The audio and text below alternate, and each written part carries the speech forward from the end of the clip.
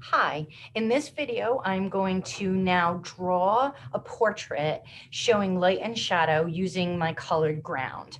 I'm going to do a rather quick sketch, and then I'm going to submit a YouTube video made by somebody else that is about 45 minutes long, that this man does a very long, detailed version of this, but I'm going to do a quicker sketch so you can watch me do it. And then if you're interested in more of a finished version, you can then look at that particular video that is about 45 to 50 minutes long, and you can kind of like go through it and watch him do a more finished version. But I'm going to just be a little quick on this one.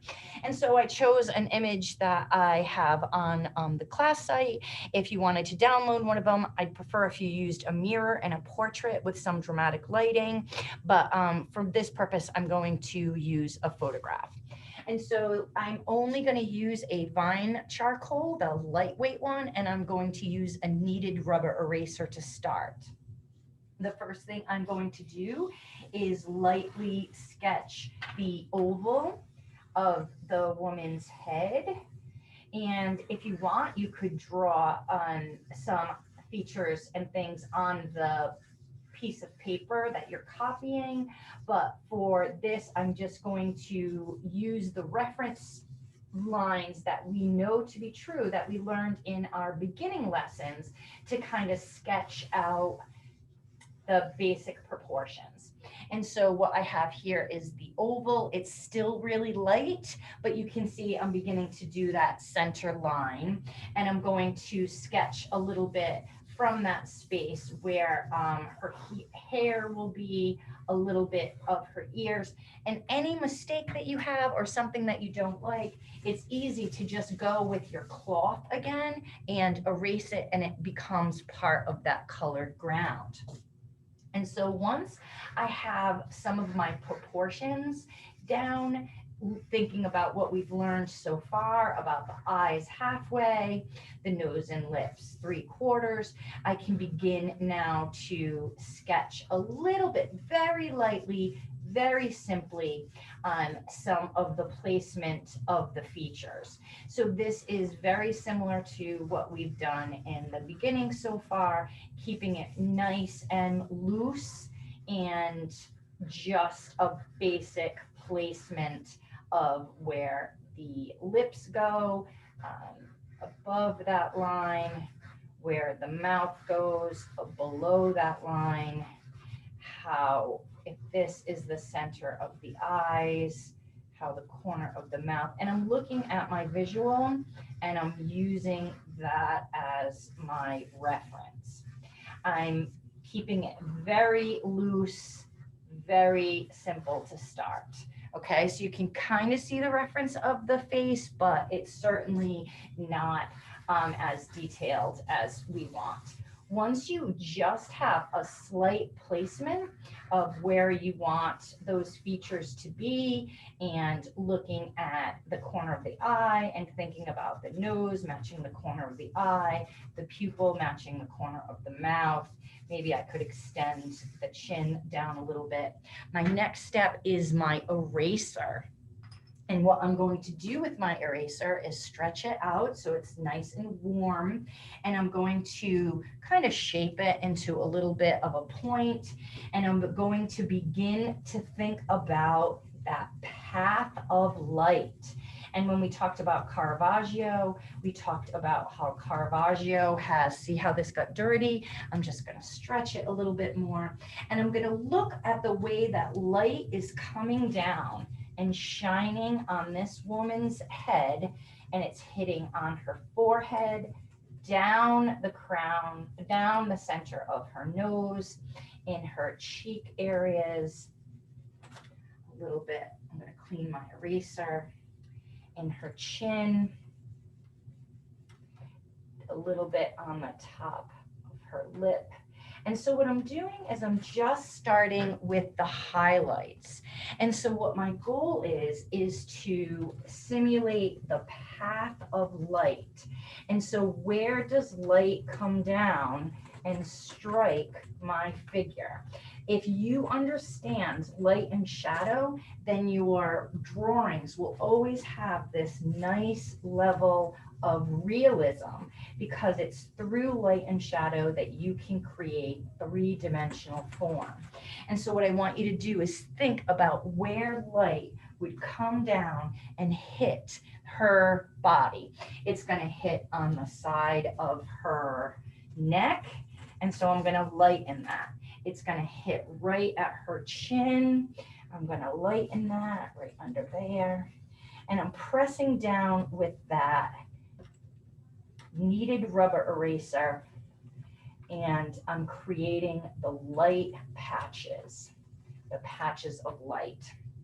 The next thing I'm going to do is then start with my compressed charcoal. Compressed charcoal doesn't erase, so you want to make sure that you're really precise on where you're going to put it, because it doesn't erase as easily. And so now I'm going to reference a little bit of like where her hair would be. I'm using the side of my charcoal now just to block in some basic dark values where her hair is, and I'm going to blend it a little bit with my finger. Charcoal doesn't like water, and so if you're concerned about getting dirty, just wait until your drawing is finished, or you're finished drawing for the day, before you wash your hands. You don't want to have water on this. It turns into pasty mud that's even more difficult to remove. So I can use the side of my compressed charcoal to create a softer edge, and then I can use the edge or the tip of my charcoal if I wanted to achieve a little bit more of a crisper edge and a more defined set of lines. And so as you can see, the compressed charcoal is much, much darker and more concentrated than the vine charcoal. And what I like to do is also define some of my edges so that I can engage my background and to know that that face will begin to rise up from the page as soon as I have some darker tones showing that form. Okay, and so as you can see, the drawing is starting to emerge.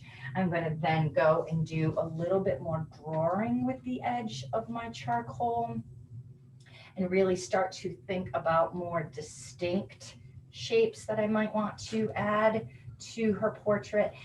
Doing this a little bit with vine charcoal keeps it light, a little bit blurry, and we kind of want to get it a little bit more defined. And so using the compressed charcoal for this would be a little bit better. Now I want to lighten up a little bit of her eyelid. And so I could use, if I wanted to, a pencil eraser, and I might want to go in and lighten up some of the smaller areas of her face so that she can begin to pop up off the page. And so using soft shading with soft edges for the deeper areas, and using the edge to create, edge of your charcoal to create more defined edges will help when you use the tip. And so you want to look at where the darkest dark is in the drawing. I see a lot of dark on her neck, but she has a little bit of a reflective light under her chin. So I might lighten that up a little bit and add. I could go on and on with this, and that's why I thought that you could use the longer video to show it in its completion. And so I'm using a little bit of the vine charcoal to create that middle gray color, and using a little bit of the compressed charcoal in my eraser to create those beautiful whites. Another eraser you might want to use for your portrait is a pink pearl, which is one of these erasers. The only problem with using a pink pearl is kind of like once you use it for charcoal, it kind of becomes a charcoal eraser. And so it's a lot harder to clean it up. You can clean the eraser with sandpaper, but for the most part, I like to keep my erasers separate. I have like a pencil eraser and then I have a charcoal eraser. And you kind of can't use charcoal on a pencil drawing the eraser because it makes too much of a mess. And so some of your lines could have mark making, but see how beautiful you can blend your gradients through the vine charcoal and just blending with your finger. So I could get a little bit lighter there, or I could use my pink pearl and show some of the highlights on her hair, really getting the highlight on her forehead, knowing that we have a little bit of shading here. So it might seem dark at first, but then I can just blend it away and then it becomes much softer, making sure that the edges are soft on shadows and nice and dark on objects, or distinct on objects. And so you're just going to have to go back and forth, do a little bit of highlight, do a little bit of shadow, a little bit of highlight. And what you want to do is you want to begin to feel that your drawing has a path of light, that you can actually see light coming down from one side and shining on your portrait, on your face, and creating that form. And so some areas I'm going to do nice and dark, but my hands are a mess. That's okay. And I'm going to erase it at the end.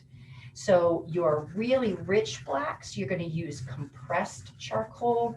Your softer grays, you're going to use the vine charcoal. And then to create your light areas, it would be nice if you used either a kneaded rubber eraser, that stretchy one, or you could use a regular pink pearl eraser. And I want you to think about the planes of the face. And so light is going to come and shine down. It's deeper on one side and lighter on the other. And so I'm going to develop this more and more. I start with big, basic areas of the drawing. I'm going to show the shadow under the nose, and you're going to start to like get more and more precise.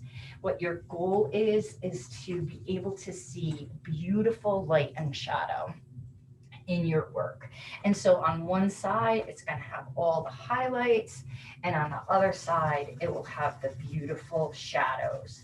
The edge of the face will have a nice crispness, and the shadows in your portrait are going to have a beautiful softness. And so using the compressed as a deeper value and then the vine as a softer value, you'll be able to get your portrait to emerge off the page. Notice I don't have any eyelashes. I don't have any strong detail. This should be about light and shadow. Okay, so just within a short minute, you can kind of see how the drawing is beginning to emerge. And to see a more finished version of these drawings, you can go and look at that other video that's about 45 minutes long. But this would be an excellent beginning, but I want you to work even longer on your portrait that I have here. And this will help you create that realism. And so I want you to keep on referencing back and to see where there's soft edges, where there's hard edges, where there's light, and where there is shadow. Okay, good luck.